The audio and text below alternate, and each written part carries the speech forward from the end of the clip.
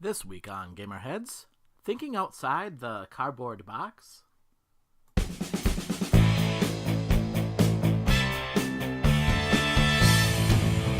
Welcome to another episode of GamerHeads. Episode number 32. Without Jake. Without Jake. Again. Shockingly. I think he's on episode 28, maybe, I think. I don't know. He skips every, week now. Or not, week, but, week in terms of episodes. Yeah, Every 7. Yeah.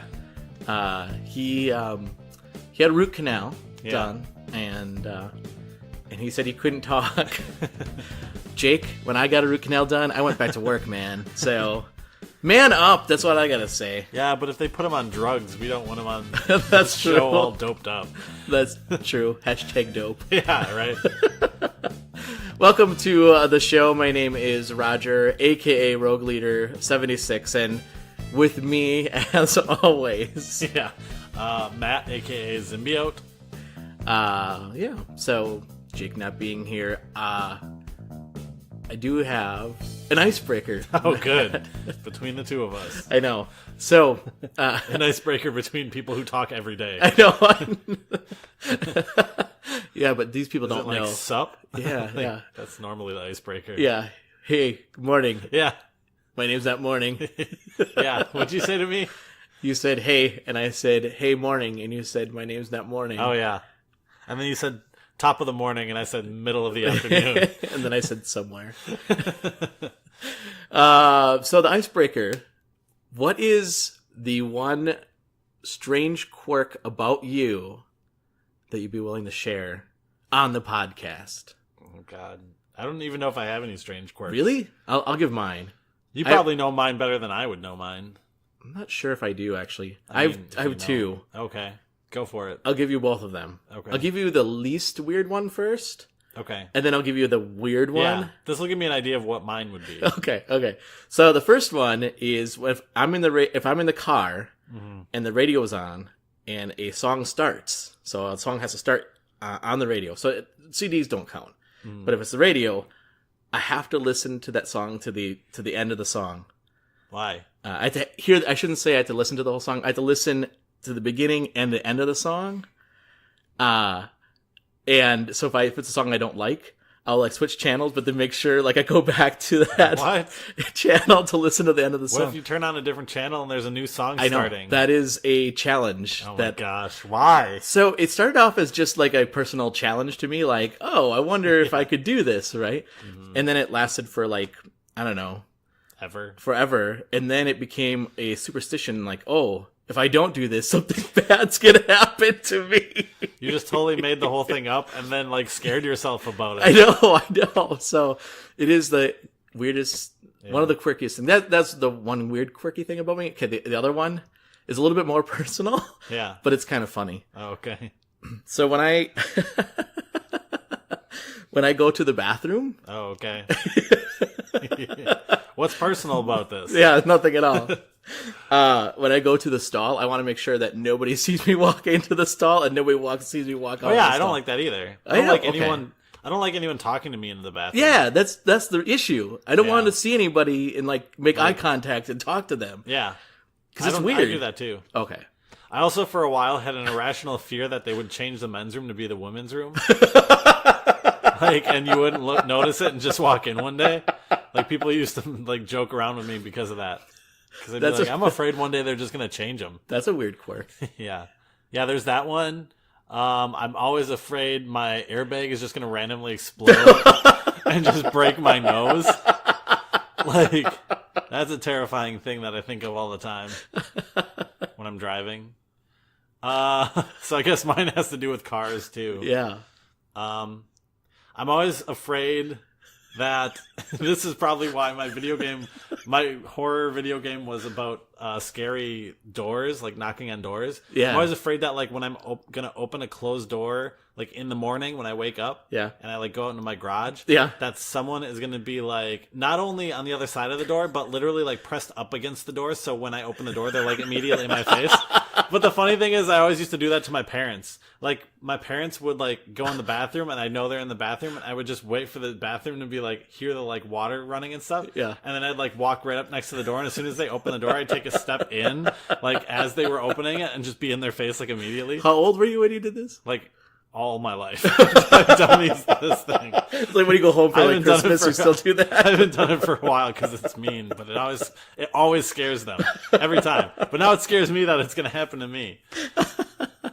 So there's those. I guess those are quirks. I was gonna say you're gonna like open up. This is the Matt hour here. Yeah, I'm sure I could think of like a whole bunch of other stuff.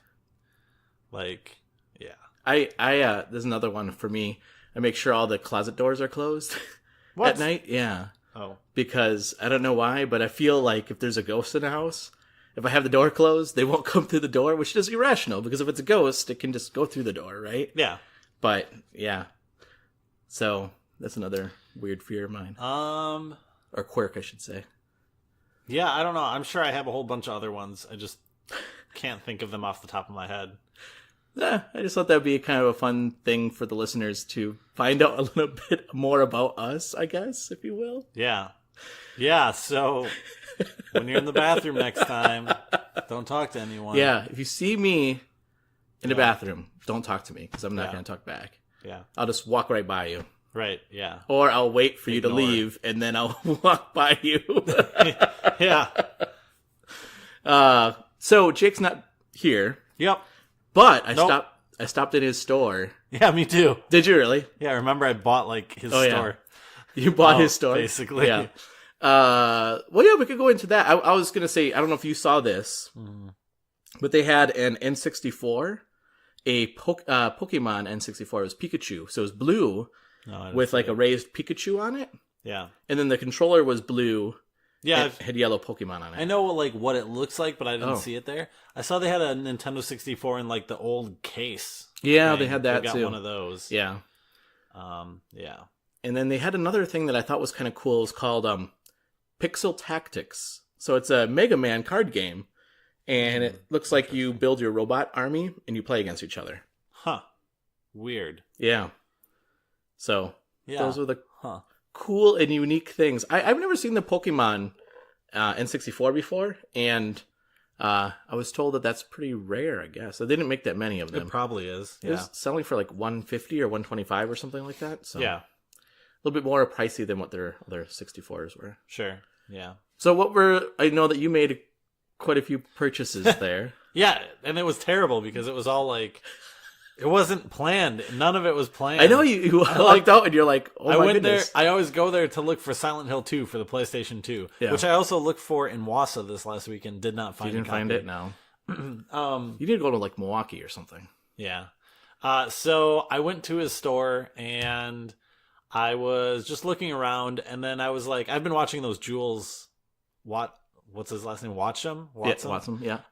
Who, made Chicken Wiggle and Mutant Mudds and that stuff. Oh yeah, we could talk about that. So I watched a lot of his old vlogs when I was doing dev the other week, and he plays a lot of old DS games. He's like, he's playing some really weird DS games like Chinatown Wars. Oh yeah, I've always wanted to get that game. They have it at Jake's store. So I was looking at the DS and stuff, and I haven't played the DS in a while, so I was like, I'll pick up some game, and I saw Golden Sun, whatever it's called, Dark Moon or something. Dark Moon or Dark Sun, I think, maybe? Yeah, I'm not sure. So I picked up that game, and I was like, I'll think about it, and I just was holding on to it. And then I saw they had some used 3DS games, and I was looking around, and then they had two like games that had like caught my eye. It was Shin Megami Tensei 4, which I consider that was like going to be the one, but I realized buying that and Golden Sun was a really bad idea. Yeah. So then they had this other game, which I have to jump and grab it quick. Because I still don't know what the name of it is, even though I've played it a bunch. Azure Striker Gunvolt Striker Pack. Yeah. Yacht Club Games published it, I guess. Yeah. So it's like a side scroller. It's basically like Mega Man. Yeah. But much easier. Yacht Club is also Shovel Knight, right? Yeah. Yeah. I think they publish stuff, though. So this was actually made by the Mega Man devs, I think. Okay. Inti Creates. Yeah, it's good. It's a Mega Man clone, right? Basically, yeah. It's a side scroller. There's 2 games on the pack, which is cool. It's $30, so it was a little higher for a 3DS game. Yeah. But yeah, there's 2 games on it. They were both download titles at some point. So, and it's real Japanese style. So I was interested just because it covers all anime and stuff like that. Yeah. I was like, I could do for a good Japanese game. Yeah, it's cool. So I picked up that. And then... Okay, so I had those 2 in my hands. Yeah. Golden Sun, and then I just call this game Gunvolt. Even though there's another Gunvolt download game that they had in this series or something. Yeah. So then as I was checking out, I was like, oh, do you guys have the new Sonic game? Because I was talking to Sonic Forces? Yeah, that I wanted to try Sonic, because I haven't tried Sonic since the Genesis. And you went with Forces instead of, what was the other one? Mania. Mania, yeah. And they had a copy of Forces used for the PS4. Yeah. And I was looking at it, but I was like, I don't know which one this is. I don't follow these games. Yeah. So then when I was checking out, I saw Sonic Forces for the Xbox One, new on the other side of the counter, so I knew that was the new Sonic. Yeah. So then they went back and forth and talked about, oh, is this the new Sonic and stuff? And they're like, yeah, that's it. So then I grabbed the used copy for PS4. Yeah. And then as he was checking me out, they have a TV behind the checkout area. Yeah. And they were playing a commercial for the Super Nintendo Classic. And I remember we just talked about how they had some of those. Yeah. And I was like, oh, do you guys have any of those? And we're like, we got 12 last week, and we have 1 right now. Oh, wow. So I got the last one. Wow. And then, it was kind of weird. The... yeah, never mind. No, tell it. No, okay. No, I'll tell you later. Okay. But it was just funny how weird it was that I just random picked this stuff from the store. Yeah. But yeah, it was quite the haul. Oh yeah, and then I got home, and then I bought Chicken Wiggle. Yeah, that's what I was gonna say. We should talk about that. Spending never ends. No, that was kind of funny because the person that was working there was like, "What? You're on the podcast? Oh my goodness!" Yeah. I go in there and they're like, "Oh, it's you for the pod." I'll go in there and random people that shop there are like, I was listen to your podcast." I was talking to Jake. Oh, okay. Last night. Oh, okay. On the podcast. Wait, what? Which one are you? Well, I'm not Jake. And I'm not Roger. Yeah. They know me. Yeah. I was like, I'm Matt. And he was like, oh yeah, I know Roger. And I was like, there's 3 of us on the podcast. Exactly. I'm probably the other one. But in person, I'm really quiet. I'm not the same. Yeah, you are very quiet in person. It is kind of funny. I can understand the workers there know who I am, right? Because I go in there quite often and they know that I do the podcast with Jake. But it's really weird to me when I see just random people that I've never met before, and they're like, well, how's your Taco Bell podcast going? And I'm like, what? Yep. Which makes me think maybe they actually don't know our podcast. Yeah, we haven't talked about Taco Bell in a long time. We should bring it back. We should, yeah. Bring back Taco Bell. Oh, yeah. And then I got Dance Dance Revolution. Yeah. I'm probably my God. That one I bought before I went to the store, I think. Yeah, you did. I'm probably the first and only person to have bought a brand new sealed copy of Dance Dance Revolution for the PlayStation 2 in 2018. Yeah, probably. There's probably not many of those you may be the last person in 2018 to also buy brand new. Yeah. Came with a pad, 1 pad, and then DDR, I don't know what it is, X, which is a PlayStation 2 game. Yeah. But we saw that video last week after the podcast. We watched some YouTube videos on that, so I thought that was cool. Dance Dance Revolution is a series I didn't realize died. I know. It just went away. I know. No one, I don't know. It's the same with Rock Band and Guitar Hero. I'm like, oh yeah, I guess that kind of just died off. There are still new Rock Band, I think, coming or out or something. Well, not really. No. I don't know. Isn't there a Rock Band 5? I don't know. They did a Rock Band and it did terrible. Yeah. And then there's a VR version of it, which seems that's what like I was it'd be thinking. really That's cool. what I was thinking. Yeah. But I don't think it ever took back off again. Every time I play Dance Dance Revolution, I wonder if there's someone somewhere in the world, in Japan or somewhere, playing at the same time as me. Yeah. Not in an arcade, but in their house with a crappy pad, thinking it's 2018 and I'm playing DDR on my PS2. Probably. I have it for the Wii. Yeah. I should pull it out and play that game sometime. Bust some moves. Yeah. I did the workout mode tonight. Apparently that's on that. Yeah. Yep. That's true. I forgot. I did a whole like, it was like, how long do you want to play? And I was like 30 minutes. And then I finished 30 minutes. I was like, I barely moved. Like it was super easy because I must have picked like really easy thing. Yeah. And then like it was like you ran 2 miles, and I was like, no. Thanks, Dance Dance Revolution, but I think you're like. Well, it's the same with the Wii Fit Plus. Yeah. You know, you could do the running thing, and it's like, congratulations, you ran 2 miles. I'm like, really? I did it like in 15 minutes. Yeah, I barely like moved my hands fast, and I don't feel like I worked out that hard. Yeah. No, that's not true. I didn't run 2 miles or whatever. Yeah, so talk about Chicken Wiggle then, your experience with that. Okay. Well, you've been making levels, right? Yeah, I made 1 level, and then I started making a second it, level. The first level's pretty good, I would say. Like, I mean, I made it, so. Yeah. But it's very, if you said it was garbage, it's very, weird, like, right? linear. There's 100 of the little coins to collect. Okay. There's 3 of the, like, fun ball things to grab. Yeah. And then it kind of, like, I made sure to ramp the difficulty up, so it starts real easy, and then as it gets to the end, it's very, like, weird. Very difficult. Not very difficult, but it's more difficult. Yeah.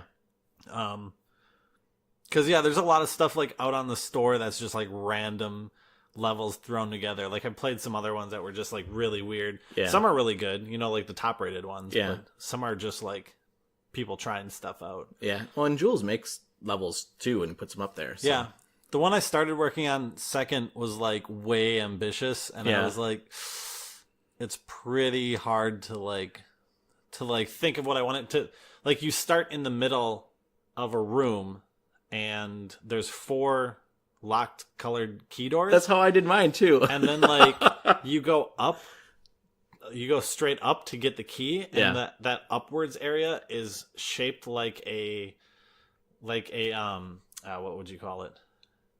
Like where someone would keep like Rapunzel, like a tower. like a tower. It's shaped like a tower, and then when you get up there, it's locked, and you can see the person up there, but you get the key for the door down here.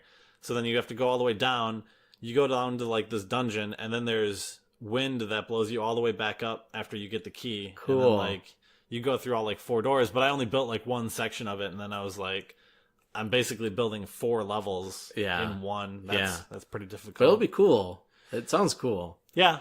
It's a lot bigger than, like, when I built the first one, I was like, oh, this is pretty cool. And then I, like... played a little bit more of the campaign and then realized how long his levels are. Yeah. And then started building this new one. And I was like, oh God. Yeah. It's like, there's a lot more you can do. Yeah. So for people that have Chicken Wiggle then, how can people like search for your levels? Symbiote is the username, XYMBIOT3. Or it's called Chili Climb, I think. Because it's vertical, it like goes up. Okay. Yeah. I also made some levels. Yeah. I looked up Rogue Leader. Yeah. I found yours. Rogue Leader 76. You'll find mine. Yeah. Mine are not as good as yours, obviously. I mean, you're not sure. You haven't played mine, but like yours are, like I said, more open world. Yeah. Mine's very like linear. I think. But it's fun. My daughter, like I know I mentioned this before, but the fun thing about this game is that my daughter and I both got a copy of the game when it first came out. Like day one, we got the releases, and she's 6, and it's fun to hear her talk about the levels that she's making and like the story behind it, right? Yeah. So she'll come up with like this whole storyline behind this, and like, oh, this guy here and this and this, and I'm like, wow, this is so fun to listen to her kind of like talk about. The rationale of why she's doing certain things. Yeah. And then she plays it and she can't beat it because it's really hard. Yeah, there's some that are out there that are like super brutal. Yeah. I was doing some stuff on the second level that was like, you get through it and you get through a section and it was just pure luck. And I was like, every time I do that, I'm like, the like total game designer in me is like, no one's going to like this level. Because as soon as I play that game and I play some area that's super frustrating, I just quit. I'm like, if it's not a campaign level, I'm like, I'm not going to finish it. Yeah. And so this game actually, there's Jules is thinking about bringing this to the Switch then too, I think. So yeah, I saw that. So yeah, I don't know. I actually really enjoyed the fact that you can play the levels, you can play the campaign game, but then you can make your own levels too. So yeah, I think the thing I like about it more than I think I would like. I bet I'd like Super Mario Maker or whatever that thing is called, Mario Maker as well. Yeah. I never like played that much Yeah. or at all. Yeah. But I think what I like about Chicken Wiggle is the fact that you can have, and maybe you can have this in Mario Maker also. You can have walls that are totally like invisible, like you can see them, but you can walk through them. Yeah. Which totally reminds me of DuckTales for the NES. Oh yeah. Which is what I grew up on. Yeah, yeah. So like that's why I like that. Yeah, yeah. And the other thing I like about Chicken Wiggle is the fact that you can share your levels. On the 3DS, the Mario Maker on 3DS, you can't share your levels.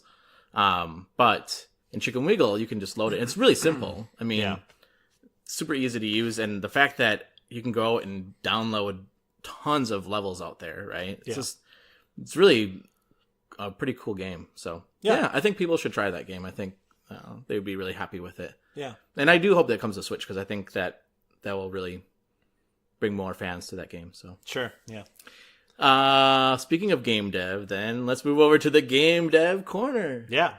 So one thing that I'm doing is I'm going to start doing Friday updates. Oh, cool. On my website. Yeah. Like, so I have like the first one drafted, just scheduled to be posted. Yeah. So that's going to come out on Friday, and those will be pretty good, like comprehensive, like updates for the week. Okay. So that will be a thing coming out. So that's like a new thing I'm doing.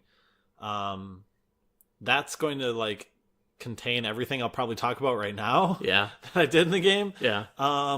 But yeah, I'll try and go over that stuff because there's a lot of stuff that changed in the last week. Yeah, you added quite a bit to the game, and even some of the mechanics, even since last time. And I do want to play the game before I leave here tonight. I want to try it again. But I think that what you've been telling me, you incorporated some of my ideas. Yeah, so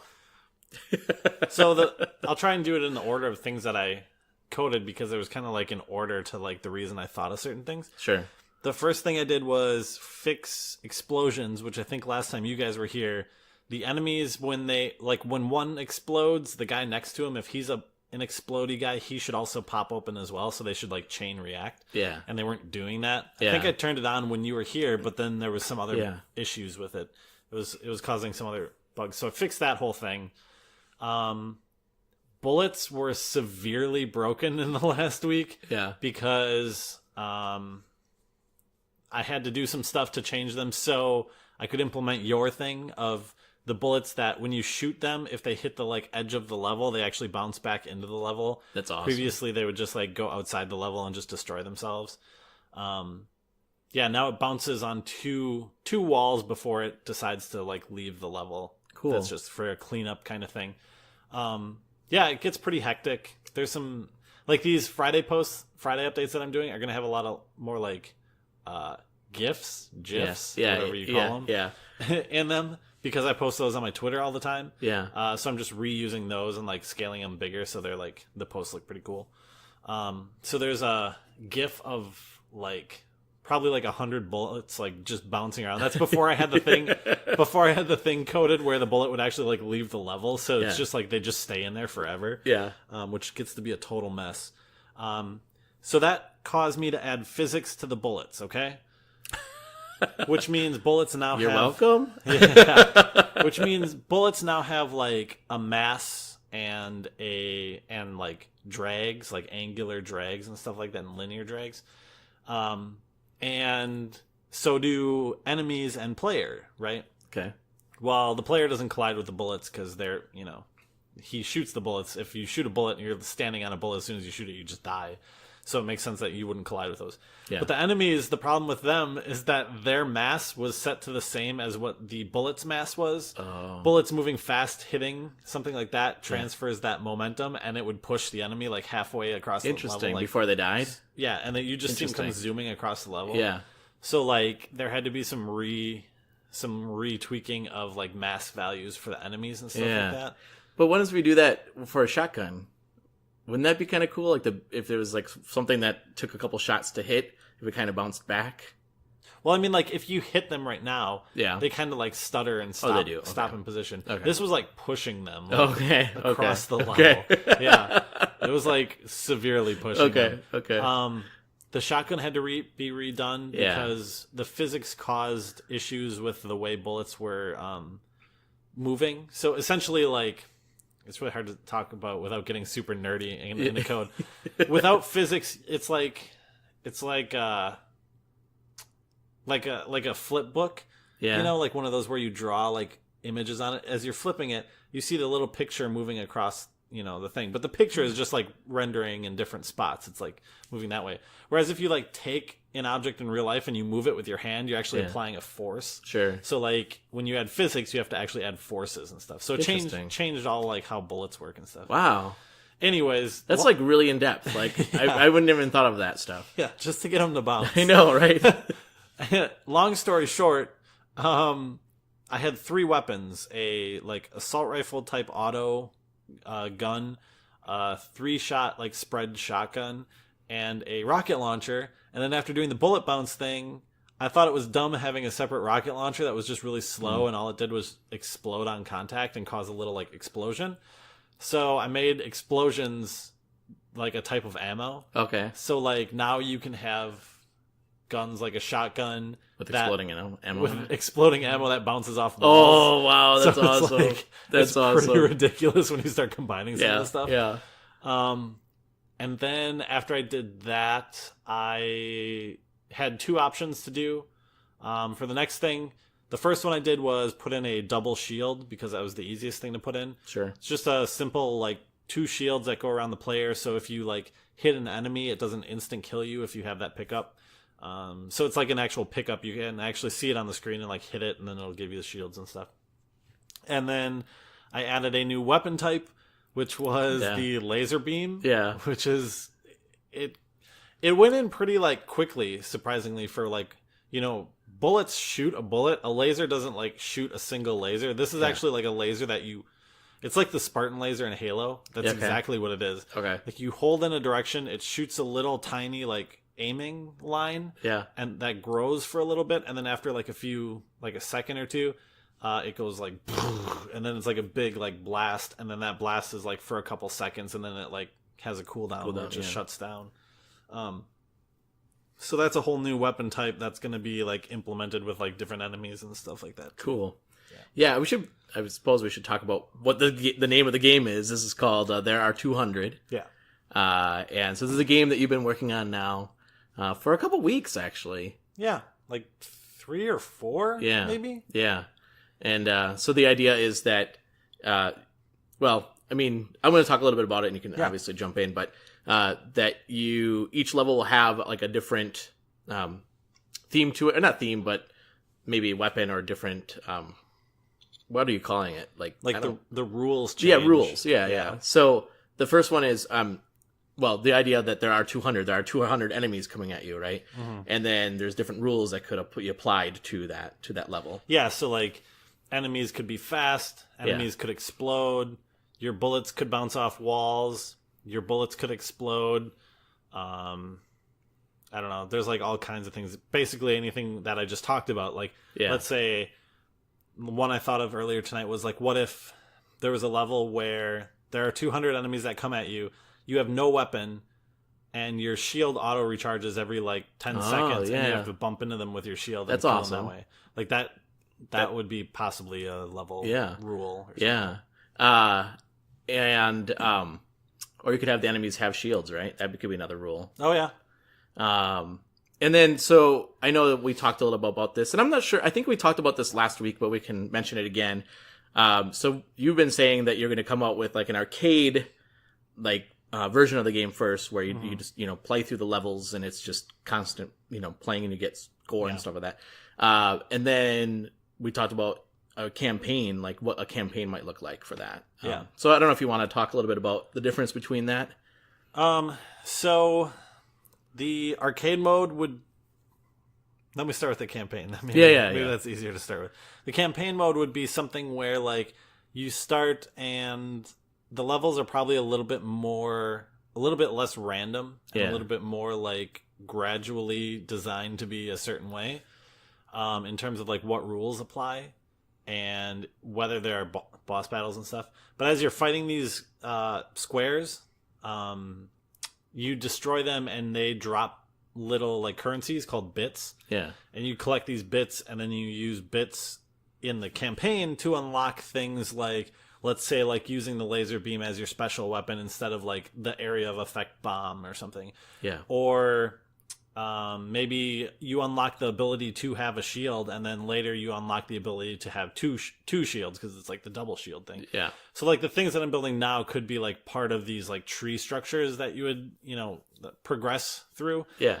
Whereas the arcade mode would be like, I would pick certain like things, and like that's how those would be. So like, yeah, a good example would be like in arcade mode, you possibly would only ever get the shield as a pickup and not as like an equipped thing that every like such and such levels you would just earn your shield. Yeah. Or like the laser gun, since you can't like equip anything in arcade mode, maybe it's a pickup that you pick it up and it lasts a certain amount of time or a certain amount of shots or something. Sure. So it's a more arcadey experience. It's more like you're dropped into an area, and like there's no like, there could still be progression in terms of like if I wanted different arcade modes to unlock or something like that. Yeah.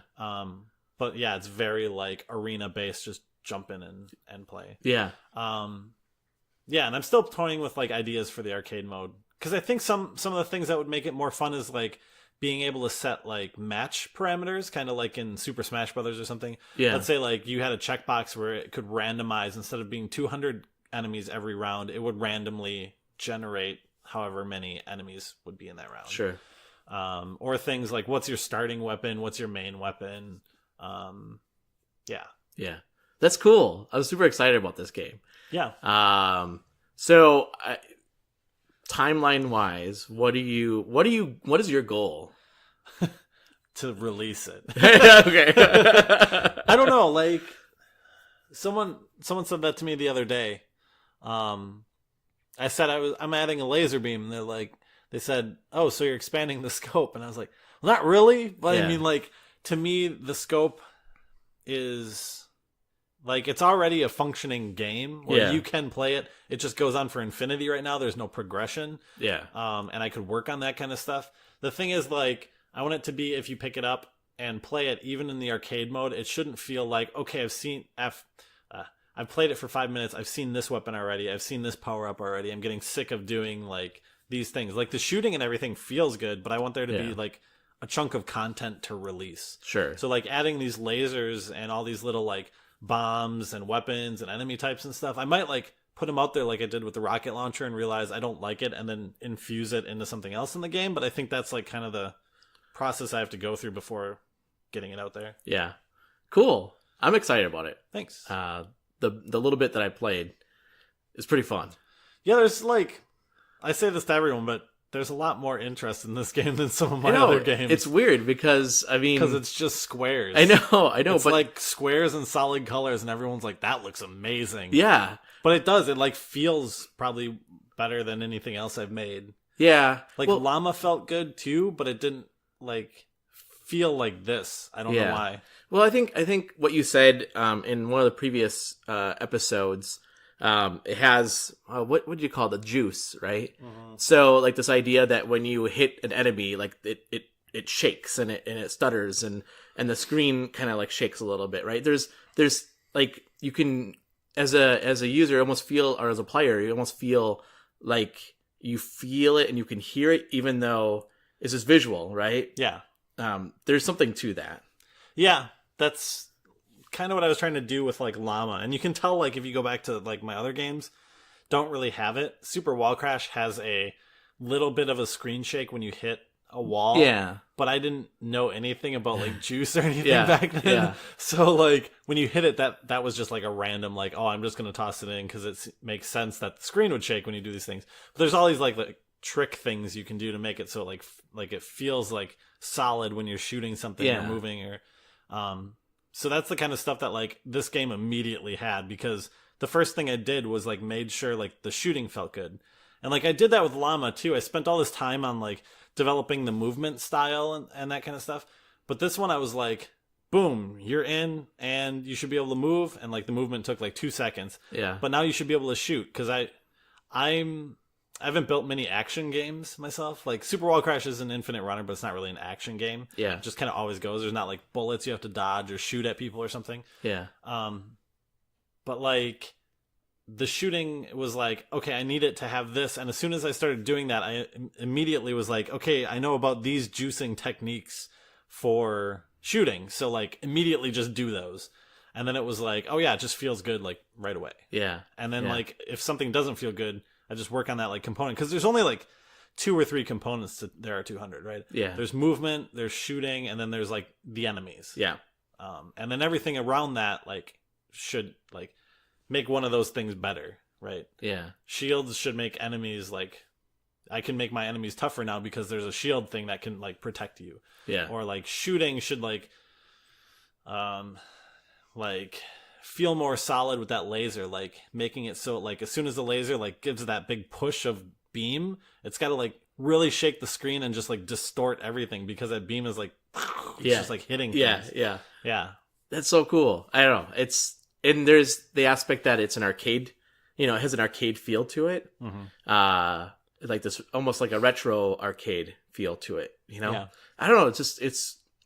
It's like takes the retro arcade, but then takes like the modern like ideas like Juice, like you were saying, Mm-hmm. and mixes them together. I think that's why so many people are attracted to this game because it's something that people can just pick up and play and like, oh, I get this.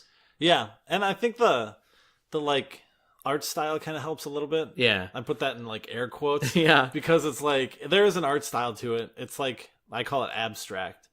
But it is like modern. Like yeah. But it's clean. Like you're like there's a reason like you're blue and the enemies are red. Like I feel like eventually that's gonna bite me with someone who is like colorblind and like I can't see who's who. Yeah. But like the blue guy is blue because most people they're not like afraid of blue, but the enemies are all red and pink because like they're red and pink because red is bad, right? Yeah. So you know like, oh, I need to shoot those things. Yeah, yeah. Like you just immediately see, oh, there's 200 like red things coming at me. I should probably just like take them all out with this giant laser beam. Yeah, yeah, yeah. No, it's cool. I'm excited about it. Yeah, thanks. Well, hopefully it comes out. Yeah, it'll come out. This is the year, Matt. This is the year. Yeah. There are 200 this year. Yeah. All right, let's move on to the GamerHeads News Flash.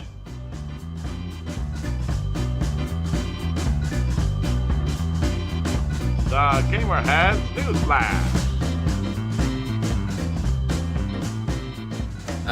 So I don't know if have you been paying attention to the news? There's been so much news. I know. This is the crazy thing. We just right? recorded like a week ago. I know. Yeah. And I was like, oh my goodness, there is so much news. It's pretty big news too, I'd say. It is. So let me pull up some of the items that I have, and then obviously if you have some items, Matt, certainly we'll discuss those afterwards. So the first thing that I have here is, did you hear about that Twitch paid more than $90 million for exclusive Overwatch League rights for the first 2 years of the Overwatch League? Nope. So it'll be strictly on Twitch that you can watch the Overwatch League. Where else would it be? ESPN? Well, Mixer. Oh, yeah. I'm just thinking about that, or YouTube, right? I mean, oh yeah, I suppose. So I mean, I'm just other streaming ways to stream, I guess. Yeah. But that's huge because I mean, it's almost like setting that baseline for like, hey, this Twitch is the place for esports. Yeah. So I don't know, it's crazy. The prices, I feel like the price for that is like a little unjustified. Yeah, like I know, $90 million. I had heard that the like league for Overwatch to just getting into it because of it being Blizzard or something. Yeah, was like a ridiculous price just because it was a Blizzard game. Like Blizzard was intentionally setting like the price high for it to be like an elite thing. Yeah. So I feel like that price that they paid for it was probably like a similar thing. It's probably like, oh, we're kind of elite. You get the special exclusive to like display our stuff. Yeah. Have you watched any of it? No.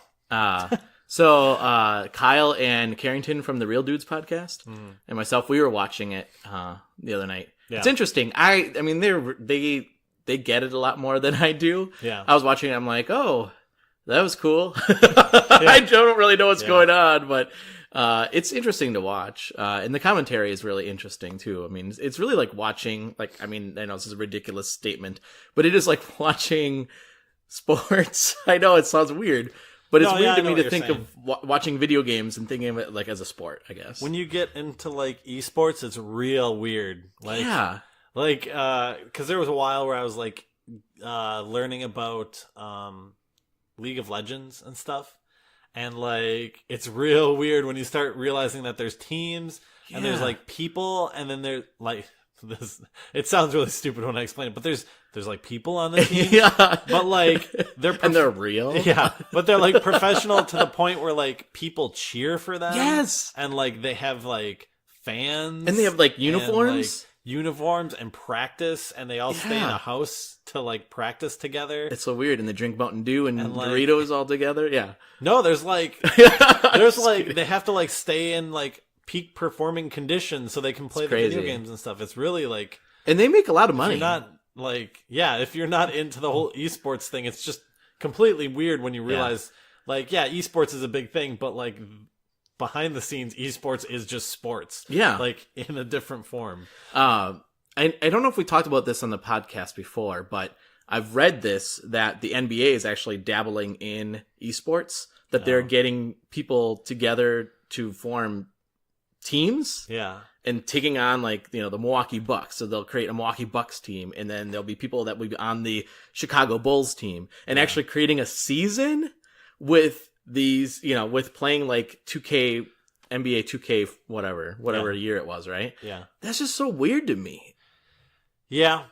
I don't know. It's not something that as a kid, like growing up playing Atari and Nintendo, it's not something that I would have thought would have happened. Like if you Right. told my like 8-year-old self, there's gonna be this thing called like esports and people are gonna be playing, Yeah. I'd say, what? And how do I sign up? Yeah, right. I can become Yeah. a professional gamer. Yeah. I mean, knowing now, I think as a kid, I think I would have thought I would have the skills to do it, but I know looking back, I didn't have the skills at all. So, Most of us don't.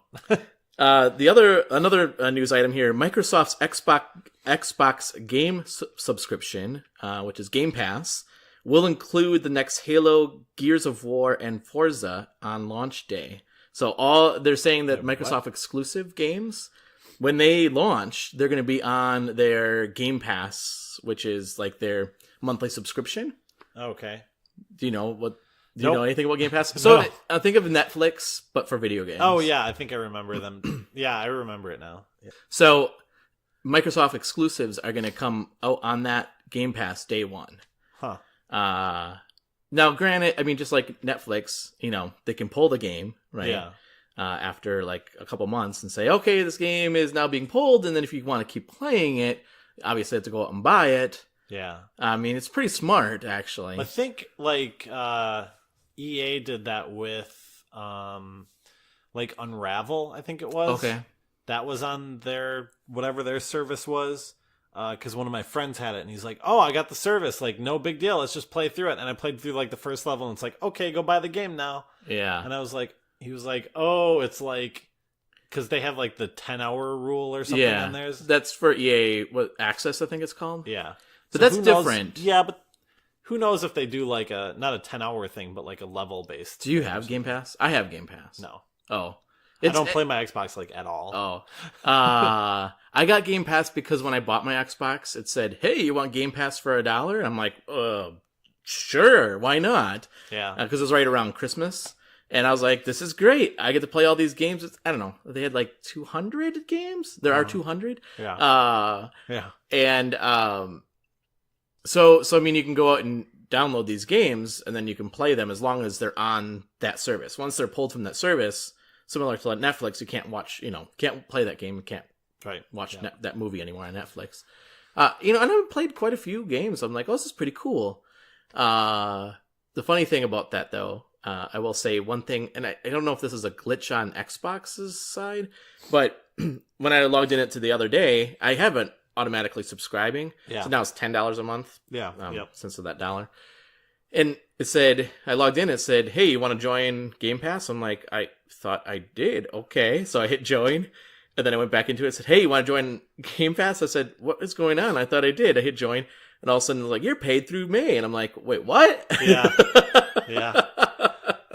Way to go, billing. Yeah. And I was like, oh, that sucks. Yeah. Then I noticed that there was two $10 charges back to back, and I'm like, well, Yep. what? That's how they get you. Yeah, exactly. Yeah. But this could be a big game changer. I mean, do you think that something like this would cause games like, or stores like GameStop or Microsoft, Best Buy and things like that to maybe lose business because now they can play exclusives as long as they pay that $10, a month.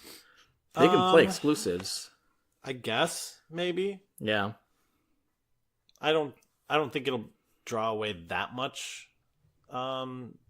customer like attraction to those services over a physical copy. Yeah. I don't know. It's interesting. I'm not quite sure. I don't know if a parent would be more like knowing, like if a parent isn't into gaming, if they know that like, yeah, I'm going to be paying more for this thing if I support this service over 10 months versus if I just bought them this one game for $50. Well, do you remember when GameStop was going to do that whole buy 6 months into Yep. you can play any used game you want, and then after that, it's like what, $60, I think, $10 Yeah. a month. Yep. And then after that 6 months is up, you can pick one of the games that you were renting. Yeah. And we said this is actually kind of a cool thing as long as parents understand like this actually could come out ahead for them, right? Yeah. I think the same thing with this. I think of Netflix. I know you're a little bit different maybe, but I haven't bought a new movie in a while because of Netflix. I'll just be like, oh, I can watch Rogue One on Netflix. I don't need to buy it. Yeah. But I think like I find that different in the way that like playing multiplayer Halo online is still Halo. Yeah. Whereas I agree. like Netflix is like all different titles. Yeah. You're still doing like the same action of playing a game when you're playing other games, but I feel like obviously it's cheaper to buy a physical version and not pay for the service if you're paying for the service longer than the like 5 or 6 months that the physical copy would be worth it.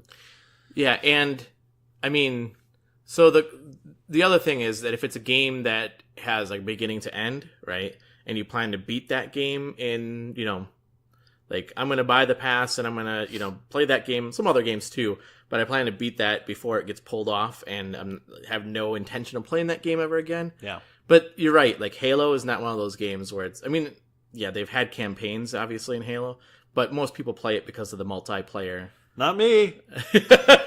Well, I'm saying like, yeah. Yeah. Everybody but Matt plays it for the multiplayer. Pretty much.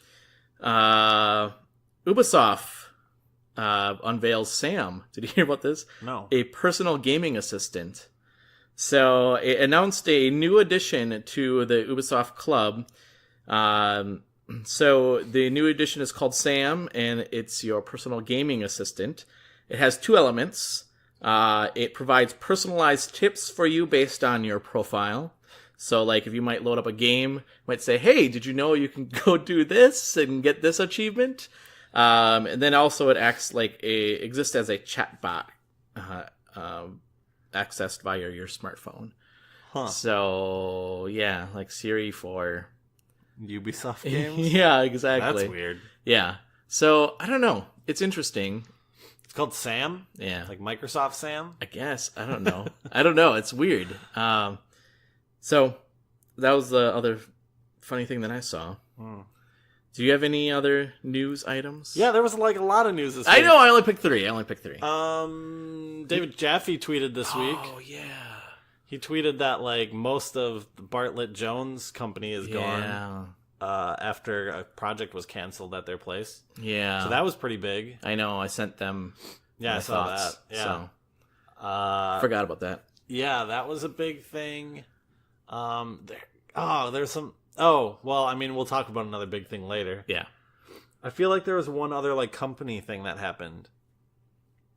I can't think of it. Maybe if I can think of it before the end of the show, I'll bring it up. Okay. I feel like there was one other thing that I was like, we have to talk about this thing this week. Oh. But Crap. oh well.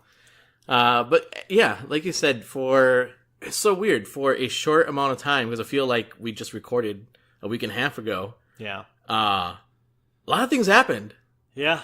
And I think that 2018 kind of looks like it's going to be another big month, another big year. I mean, in regards to games and gaming news. Yeah, this isn't a big news story, but God of War release date was announced. Yeah, it's the same release date as the hot topic item. 420. I mean, if you guys are, it's on 420. That's when it's coming out. Hashtag dope. Hashtag don't be a dope. Play God of War. That's right. That's the reason it came out, actually. Some Norse mythology things. Yeah, that's the reason it's coming out on that day, so to convince kids not to do the other thing. Yeah, the other thing we're going to talk about. Yeah, exactly. All right, well then, with that, let's take a break, and when we come back, the thing that we've been alluding to, we'll talk about in our hot topic. Stay tuned.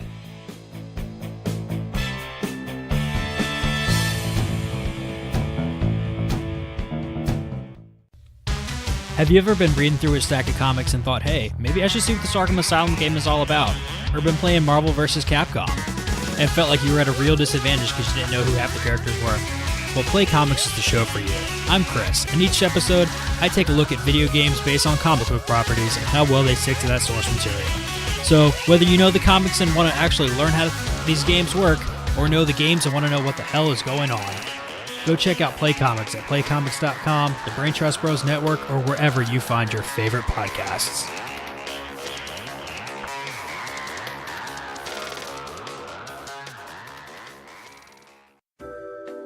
Hey, it's Carrington from Real Dudes Podcast, and with me I have some fantastic co-hosts. Guys, why don't you introduce yourselves? This is Andrew coming to you from Lynchburg, Ohio. This is Cody coming from you also from Ohio. And this is Kyle coming to you straight from the armpits of West Virginia. We are an indie gaming podcast. We all share a love for games. And you can check out our show on Podbean. Just search for Real Dudes Podcast. You can also find us on iTunes, Google Play, really any of the podcasting outlets that you like to use. Again, that is Real Dudes Podcast. Be sure to check us out on Twitter, Facebook, and Instagram. If you love video games, you will love our show.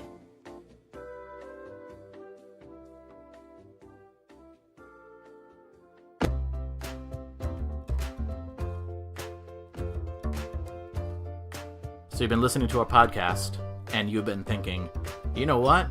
I can do that. Yeah, you can. You can go through Podbean, our affiliate, and you can get 1 month free by going to podbean.com/GHPC. Podbean is what we use to host our podcast as well.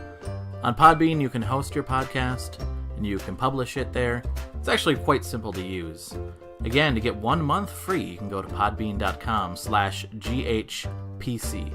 That stands for GamerHeads Podcast. All right, thanks everyone, and back to the show.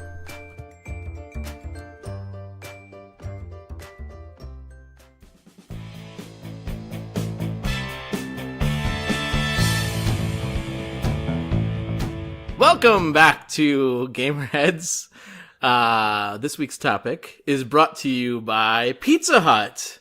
Yeah. Because those are the boxes that Nintendo's using for Labo. Yep. So yeah, we're talking about Nintendo Labo this week. I'm calling it Labo. Yeah, I call it Labo, but I don't know what I don't know. I didn't watch any videos for it. Like, I didn't watch the... You didn't watch the trailer? No. They didn't even announce what it's called. It was just music playing and people playing the game. So they didn't call it, like, they didn't even name it. I think they wanted people to come out and say, let's Labo, and some would say it's Labo, tomato, potato. Mario. Exactly. Yeah, some people call him Mario. I know, I've heard it. Yeah. I've heard it. On this podcast, it's Mario. Yeah. So anyway, Nintendo has come out with Nintendo Labo, which is... I don't know how to describe it. It's like a interactive cardboard cutouts. I guess. I mean, like, that's what it is. Yeah, right? It is what it is. And then it interacts with your software with your Nintendo. It's essentially an educational tool, if I understand it right.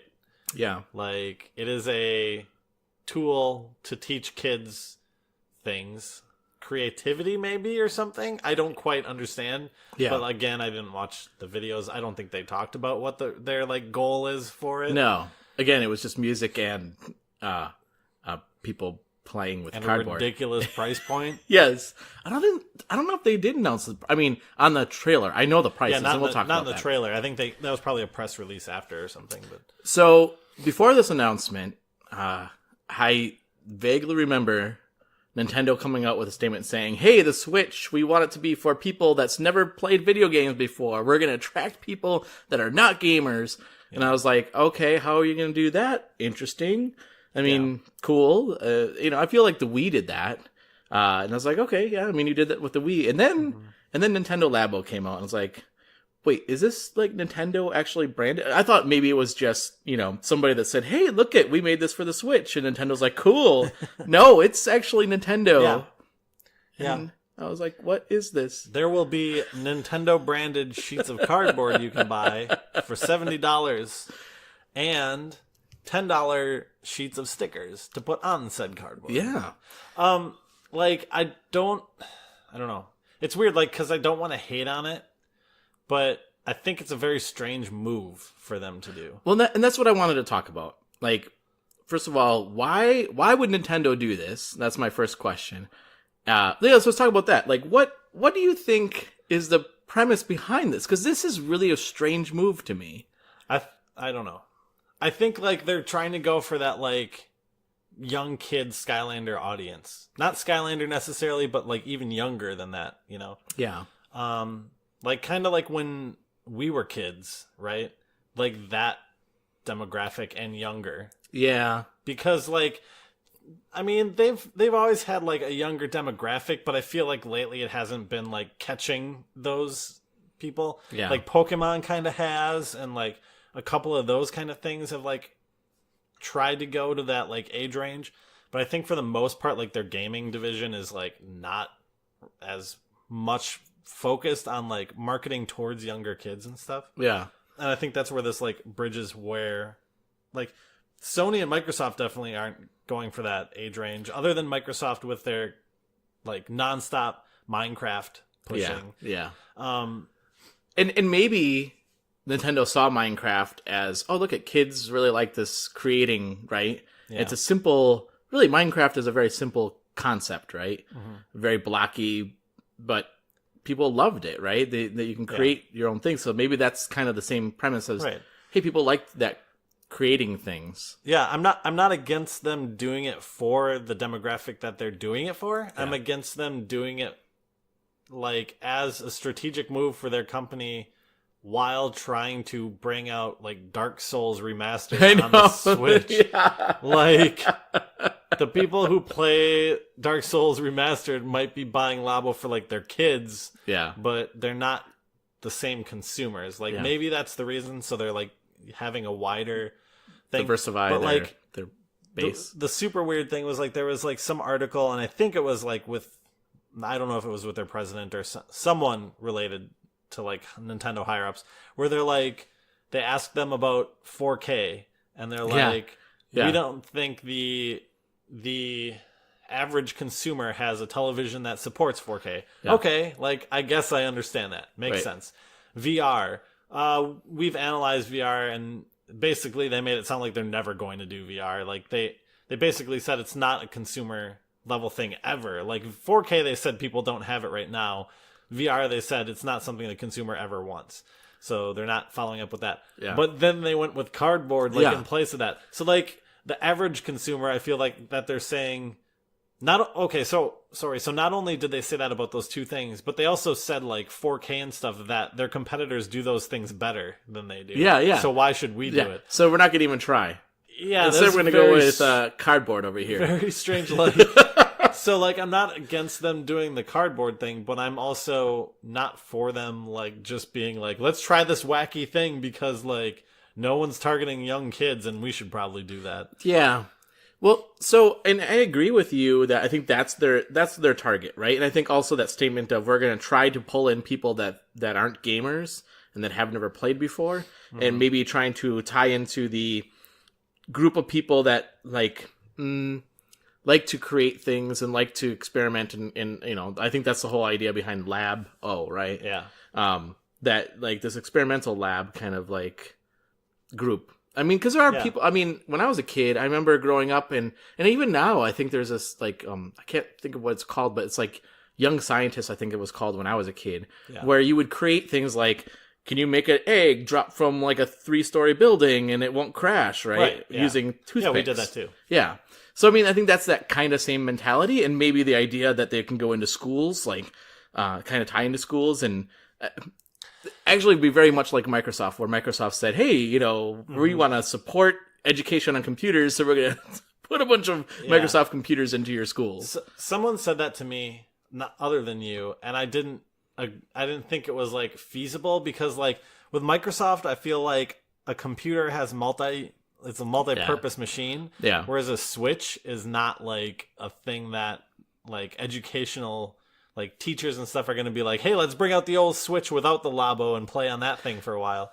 Like, I don't feel like that's going to be, like, a big thing. Yeah, but I mean, I see what you're saying, but I think other companies are trying this, too. I mean, the whole new Assassin's Creed game, the idea that there's coming out, I think, in the next month or so, or maybe at the end of this month, there's this Explore Egypt, and they said this would be a great tool for educators to use in their school, right? That kids can interact with ancient Egypt, and it will act like a museum and a like learning tool. Right.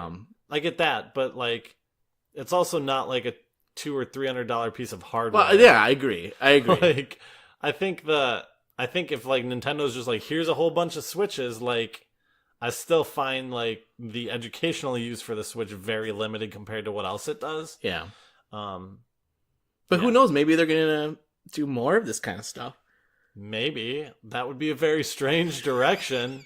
Like, I don't know. I don't feel like it alienates the like hardcore fans that are like wanting the hardcore games or the like main titles. But at the same time, you gotta feel like if you're a Nintendo person being like, I can't wait for the next Mario game, and then they're like cardboard, and you're like, and they're like, not only are they like cardboard, but they're like, it's geared towards not you. Yeah. Like, that's their big initiative. It's geared towards the non-gamer. That's their big new initiative, and they're not even targeting, like, probably what I would consider the majority of their players. I don't know, maybe their majority is a younger audience, but I don't think it's that young. Yeah.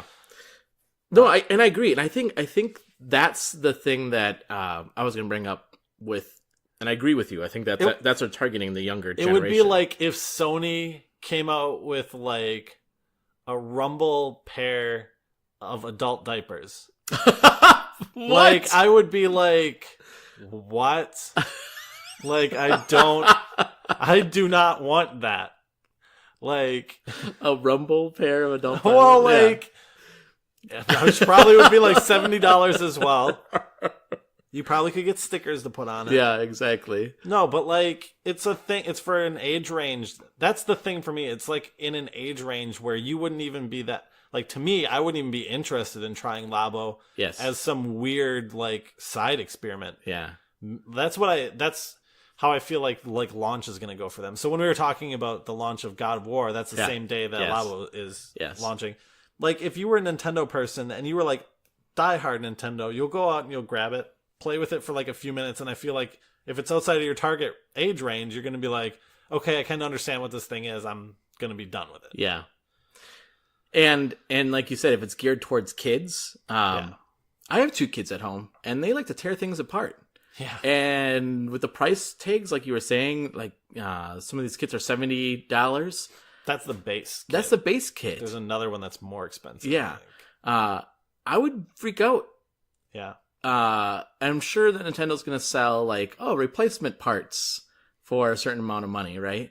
But I will tell you, and the other thing that my kids like to do, and I don't know why this bothers me, but they'll get like stickers for like a toy, right? And it comes with stickers, and they just start placing them on. I'm like, no, that's not where it goes. Yeah, no. I don't know. Well, that's kind of the point, is like to let them be creative. I know, but like for a person that paid money for that, I'd be like, I'm sure for like $70 or whatever, like it's going to be a solid piece of cardboard. You know, it's not going to be some thin little thing. And if it does, I guarantee there's going to be reviews for this thing once it comes out. So they're going to be like, hey, it's really thin. It needs to not be like so thin. Yeah. I guarantee when it comes out, it sees like a ton of sales, and they're like, "Oh, look how good it's doing," Yeah. and then like kind of silence. Yeah. Like that's how I feel it's gonna go. That was my point with the whole like people, the diehards going out to pick up a copy of it the day it releases. You'll see like all these big sales, and then you'll hear like God of War sold a whole bunch, but it didn't do as well as Labo, Yeah. and then like. But over time, I'm sure God of War will have sold more. That's my prediction. Right? I feel like it may. I don't know. I appreciate the attempt, but I don't think it was necessarily what they should have done. So I'm just going to read a few of these things that you can get. So one of them is toy. They're calling toy cons, by the way. They're toy cons. The toy con. I know we could just change things like that. What's that? Like, I guess it's not the DualShock anymore. It's just like it's the Xbox 360 controller. Yeah, right. I just changed the name of the controller. Yeah, because you hold it upside down. The Toy-Con RC car. Mm-hmm. So you can put your Nintendo Switch will then control the car, and you put the controllers on each side of the car. Yeah. You have the Toy-Con fishing rod. Yep. Which you can catch fish on your Nintendo Switch. The Toy-Con house. Oh, I didn't see that one. You can build a house, and then your Switch will house the creatures inside, which you can interact with. Okay. The Toy-Con motorbike, which has handles, and you drive around, and yeah. Didn't see that one either. Toy-Con piano. Yep, saw that one. It has a complete 13 keys. This is like the only one that I think that might be kind of cool. I just want to know how a cardboard piano, like the keys move on a cardboard piano. Yeah, because I can feel it very clunky, right? Can you imagine just pushing a key down and feeling yeah, exactly. As it rubs against the other cardboard. Exactly. Like, or you push it down and it just doesn't come back up and you're like, great. Yeah, exactly. The Toy-Con robot. I think this is the one that everybody was super excited about, right? That's the more expensive one. That is the more expensive one. So that's the one where the kids punch and stuff. Yes. And then someone on Twitter, like, one, there was all kinds of pictures of people wearing pizza boxes and and other kinds of cardboard boxes like a robot. And then there was one where they spliced the images of the kid punching in the air with screen or image what's the word? Video grabs of the new Doom game. Oh, so he like punches like twice and then it cuts to like a gore kill from the new Doom. Yeah, it was a pretty good little video. Oh my gosh. So this is a thing. And to me, I think this is kind of, I don't know.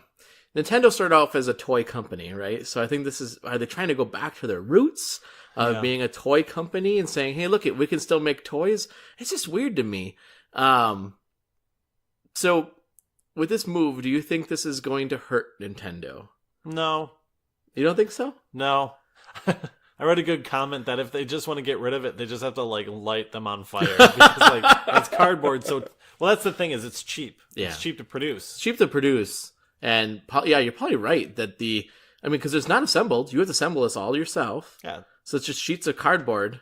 Yeah. That's sent out, and yeah, that's gotta be pretty. Like the amount of money that you would get back on these must be pretty high, I would think. I know there's software behind it. Yeah. So that's probably the most expensive part of this. Yeah, I don't know. It'll be interesting to see what it's like when it comes out. I think if the reviews are... I think you're going to hear a lot of Nintendo fans come out of the walls being like, look how amazing it is. I mean, we're already seeing that. Yeah, we're already seeing that, and it's a little annoying. Like, I mean, I shouldn't say that because I'm going to get like hated on, but like you have to at some level agree that this is a little strange for like Nintendo as a move. Yeah. I mean, you can like totally agree with them doing it, but like it's very strange for them as a company to do it. Yeah, well, especially since the Switch, I mean, last year the Switch was just, it was named one of the tech toys of last year, actually. Yeah. And people are like, this is amazing. It'd be weird if they came out with this and then everybody says, what? The reviews come back and say, this is really weird and we don't like this. Like, I don't know. I think that could hurt them a little bit. I think that could hurt them from a share standpoint. Yeah. I mean, I think there's going to be a bounce now because all the people are saying like, oh, this looks so cool and so amazing. But if it comes out and the reviews are bad, like I said, if it comes back and says, this is clunky, it's not really geared towards kids even. I mean, the fact that it's easily destroyed. You know, I don't know. Yep. It's an interesting risk. I say. It seems like What about in like 6 months where they come out with Legend of Zelda themed ones and Mario themed ones, and then everyone goes amiibo crazy for the cardboard cutouts, and then they make a 4K TV out of cardboard. It'd be crazy. Oh God. I think it's, and maybe I'm wrong, but I feel like Nintendo is typically a conservative company. I mean, I know that like Wii was totally different, and like they banked on the fact that people would buy the Wii Fit board and the motion controllers. Yeah, I don't know. Yeah, to me, this feels like more of a toy move. Like, Yeah, that's what you're saying. Yeah, like this is the most non-tech thing it seems like. Even though there's like a big tablet attached to all these things. Yeah, like it still seems like the lowest tech thing that they've done in a long time. Yeah. Other than producing like millions of plastic Wii rackets to hook onto your controller. Yeah, exactly. I mean, even amiibos have like chips and stuff inside them that you use them with games, you know? Yeah. I mean, they have the whole like, you know, plushies and whatever they push out, but Yeah. not talking about that whole area of the company. Yeah, and I know we talked about this before, the fact that, you know, Amiibo, compared to the other game to life items out there, Amiibo did well because of the fact that it wasn't necessary to play those games with Amiibo. It just enhanced the games that you were playing. Versus a lot of the other ones, you had to have that item to actually play the characters to play the game.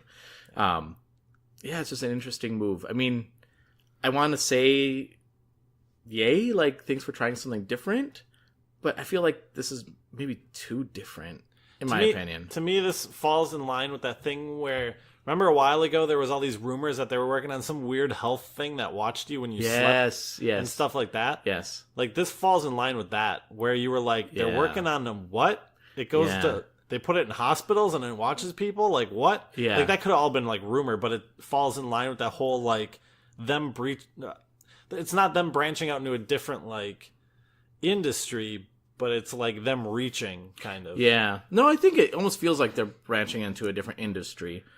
Because I can see this even being in the toy section and not in the video game section. This reminds me of, if you're familiar with Minocqua up north. Yes, my wife's from Minocqua. There is one shop on, like, the main road, and it's, like, a kid's... Whoops.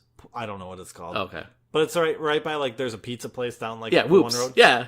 And Whoops it's and like, things. you walk into it, and you're like, this looks like there's going to be video games here. Yeah. And you go in, and there's not. No, it's all just board games. Board games and puzzles and kids' toys. Yes. It's and like then, and they have it all out. I have a lot of the games out there for demo for you can just play with. Yeah, I feel like that's where this thing belongs. I totally agree with you. That's a different type of store than, like, an electronics store. Yeah. No, because that story you're talking about, there's a whole section of, like, science-y type things. And maybe that's, like, their thing, is they're trying to get into those types of stores so they can be in another different type of, like, board game retailer. Yeah. Right? Yeah. Or a retailer that sells non-technology, science-based technology stuff, you know what I mean?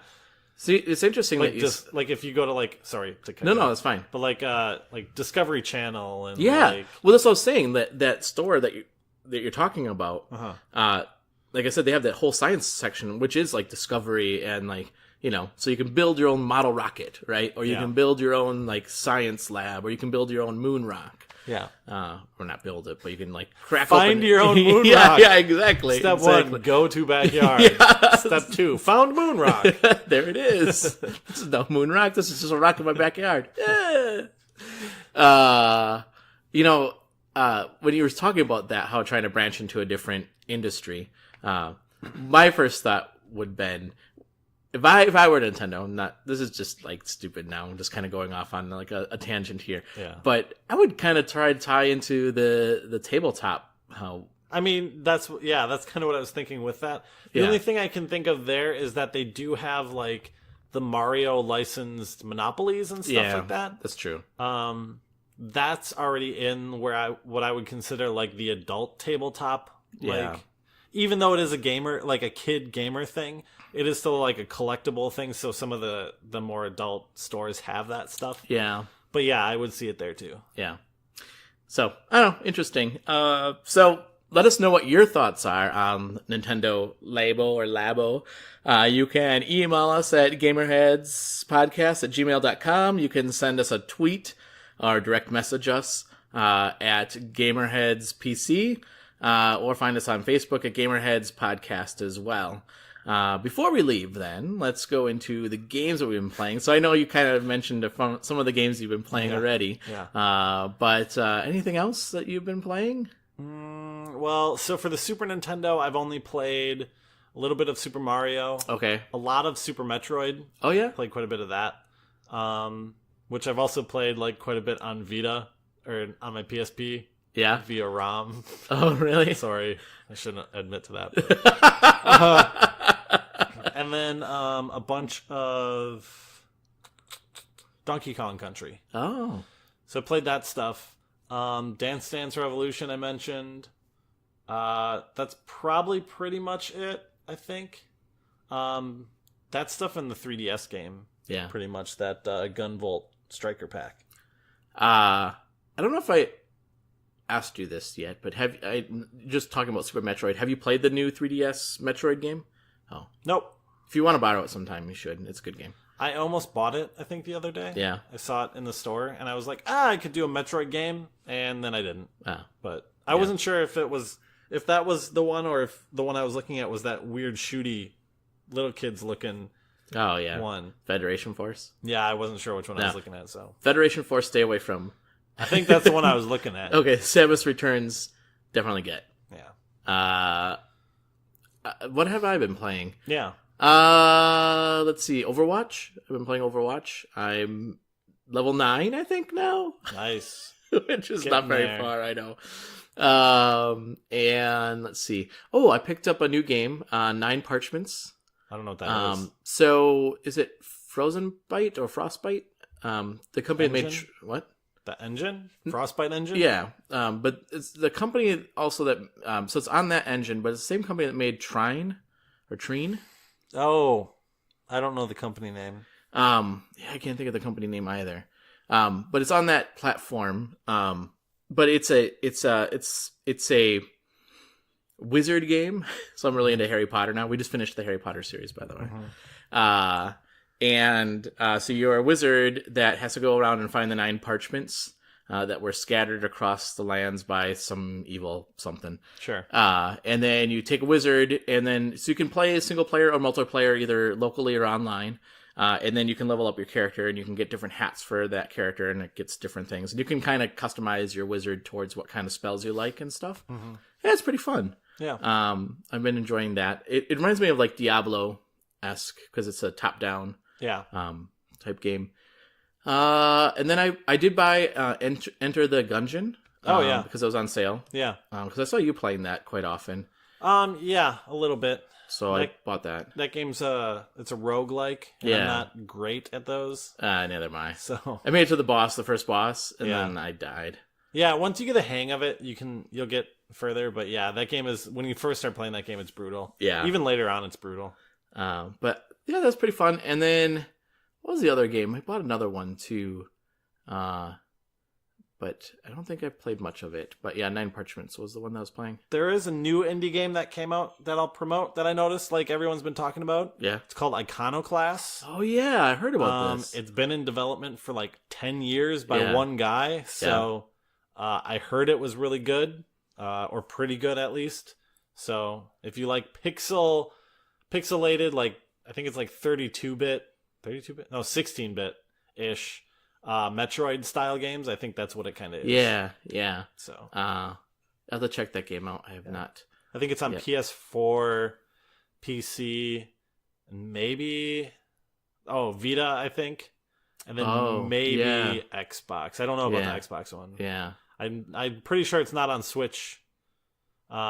Because I checked that this morning. I specifically looked because I was like, that seems like a game that would be on Switch. Yeah, you would think so. But if you have a Switch, that Gunvolt Striker game I've been playing, I think that's on Switch now. Oh, it is? Yeah. Oh, cool. So check it out.